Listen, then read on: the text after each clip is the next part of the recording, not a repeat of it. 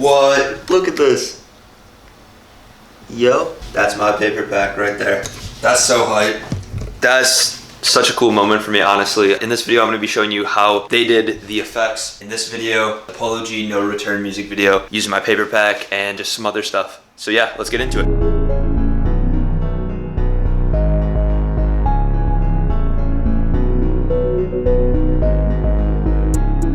All right, listen up. So since 64% of the people that watch my videos are not subscribed, we're gonna go ahead and make a deal. We're gonna play a game of rock, paper, scissors on shoot. If you beat me, you get 10% off Ultimate Texture Bundle, the one that we're gonna be using in this video and the one that's used in the No Return music video from Polo G. If I go ahead and beat you, you have to subscribe. We're gonna go on shoot. Ready? No cheating.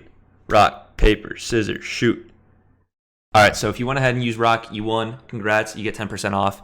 And if you went ahead and used paper or scissors, well, yeah, you got to subscribe. I'm sorry, I don't make the rules. Yeah, you just got to do it.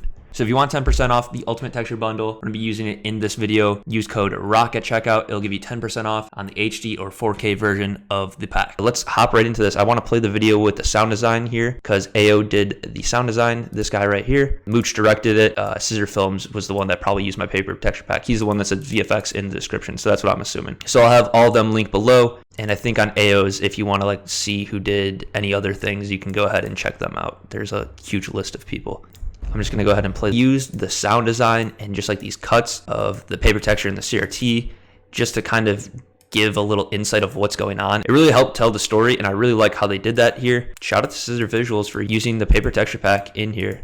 It's super cool to see like someone DM me, they're like, oh, you use your paper texture pack. And I get that a lot because like anytime there's paper used, they're like, oh, it's your pack, but like this is clearly something from my pack. I'll pull up that exact rip here. That's clearly for my pack. I think they might have even used the CRT pack in here. It's available on my website. I'll have it linked below with the Ultimate Texture Bundle. That's where you can use the code paper to get 10% off, as well as the CRT pack we're gonna be talking over. I have a few other packs up here and they're gonna keep on updating or whatever. So if you wanna show support, it's the best way to do it. The way they use the paper and the CRT to kind of just tell the story as like quick flashes before they get into the actual video is really cool. So now I'm gonna go into Premiere and kind of show you what I did. This is the version, my remake. You can see very, very similar. I'll go ahead and turn off my layers. So this is the actual video playing here, and that's theirs. So very similar. I'm gonna be showing you guys kind of the techniques on how to get all these different looks and have the CRT move around and just all this stuff. Obviously, I copied it exactly for the tutorial. Like I always say, make it your own. I'm gonna just be showing techniques on how to get this markup, the glow on the paper, the CRT that moves around, just stuff like that, and the CRT that kind of looks tinted or whatever. So we're gonna be going over all of these things in the video. So the first thing I did, and you can tell that they did in the video, is basically just took screenshots. I think these are clips from earlier on. Let me go ahead and find them. So here's like the gun, and I think the goat head was something earlier. But yeah, basically all you have to do is go to this little export frame. You can hold Control-Shift-E, and it's gonna export the frame that you're seeing here, or you can go ahead and find this little camera button. If you don't see it, you can go to button editor and then go ahead and add it on.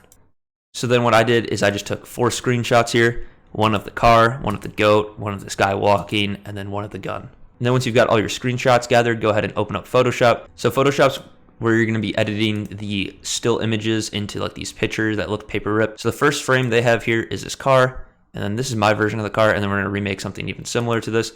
So I just took a screenshot that was something of the car. I went ahead and unlock the layer, and then you need to either rasterize the layer. If it's already rasterized, you can go ahead and click image adjustments and then desaturate. I'm just going to desaturate it so it's black and white, and then I'm also going to drag in that paper rip that they used and then just scale it up to whatever you think looks good.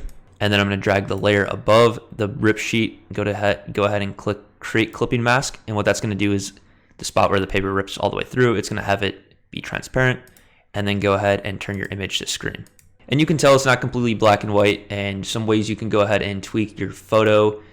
I'm gonna use a photo filter here and the curves option. That way you can go ahead and copy these between the next photos. So it's not just, so it saves you time if you're doing multiple. So I'm just gonna go ahead and find some like color that I like. It could be really whatever you want. I'm gonna go ahead and use a blue. I think it looks pretty cool.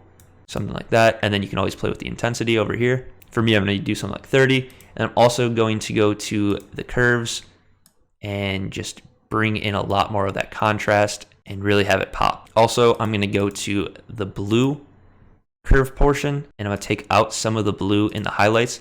That way it kind of has that yellowish tint to it. You can see how that adds that yellowish hint in.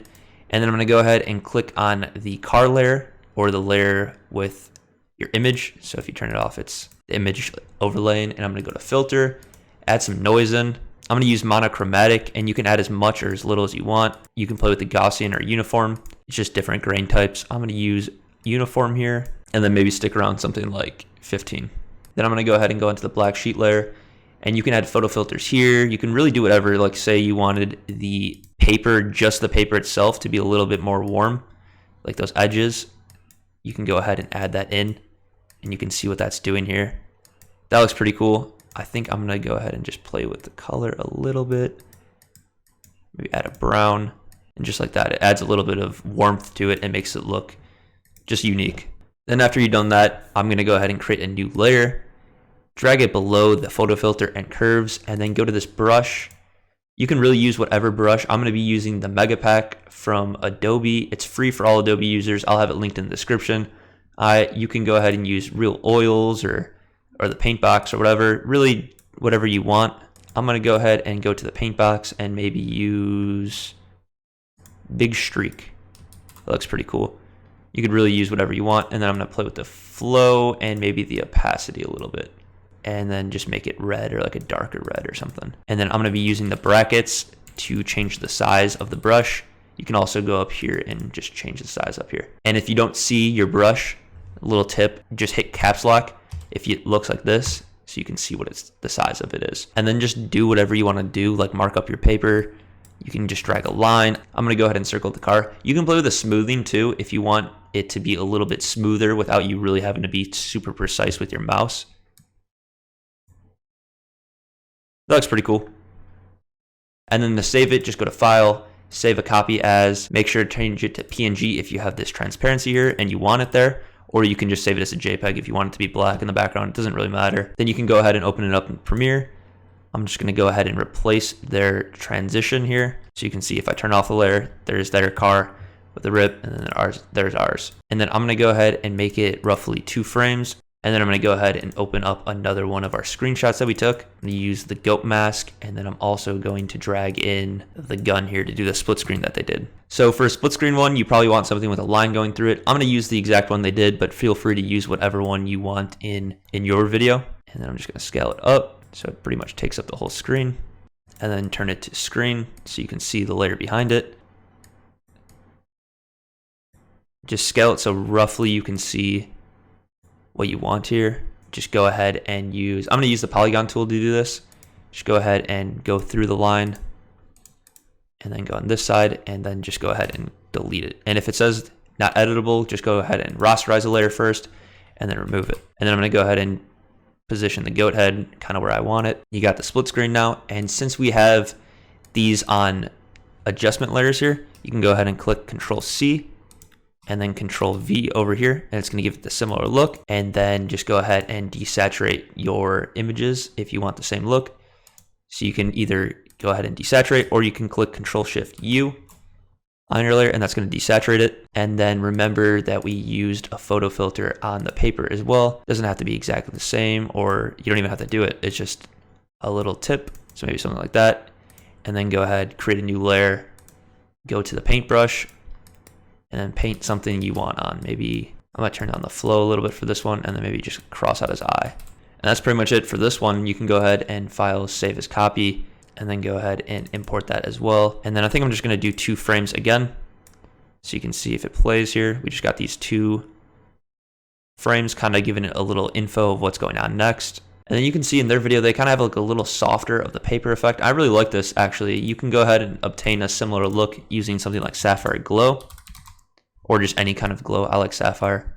And just drag it onto your paper layer, and then go ahead and play with the threshold so it gets maybe something you want, maybe just the paper rips here, and then maybe a little bit of the whites.